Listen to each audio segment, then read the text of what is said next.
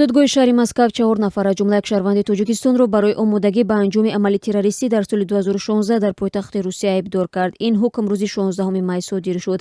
шаҳрванди Тоҷикистон Ҳисматулло Наимов ба 16 соли зиндони низома шадид, Виктор Фёдорович ба 18, Тамерлан Цзичоев ба 16 ва Аброр Ҳайдаров ба 15 соли зиндони низомаш сангин маҳкум шуданд. Хабаргузориҳои Русия гуфтанд ки Аброр Ҳайдаров низ зодаи Тоҷикистон буда шаҳрвандии Русияро қабул кардааст. Додгоҳ гуфт гуноҳи 4 нафар тасдиқи худро ёфтааст. Дар ҳоле ки намояндаи додситонӣ Павел Емельянов аз ҳукм изҳори қаноатмандӣ кард, маҳкумшудаҳо гуфтанд ки ба зинаҳои болоии додгоҳ шикоят хоҳанд бурд. Моҳи декабри соли 2017 хадамоти федералии амнияти Русия гуфт 4 узви гурӯҳи тундрави Давлати Исломиро боздошт кард, ки мехостанд бо истифода аз маводи худсохти тарканда дар пойтахти Русия амали террористӣ анҷом диҳанд. Муфаттишон гуфтанд маводи сохташуда пурқудрат будааст.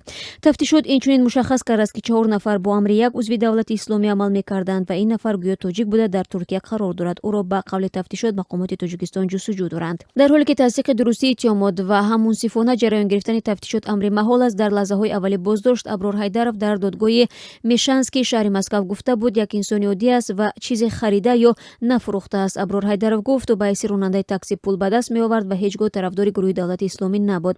Назари ман ба ин гурӯҳ манфӣ аст, гуфта буд Ҳайдаров дар додгоҳ, вале Фёдорович он замон гуфта буд автоматро барои шахсе бо исми Муҳаммад харидааст, ки бо ӯ тариқи шабакаҳои иҷтимоӣ шинос шуд.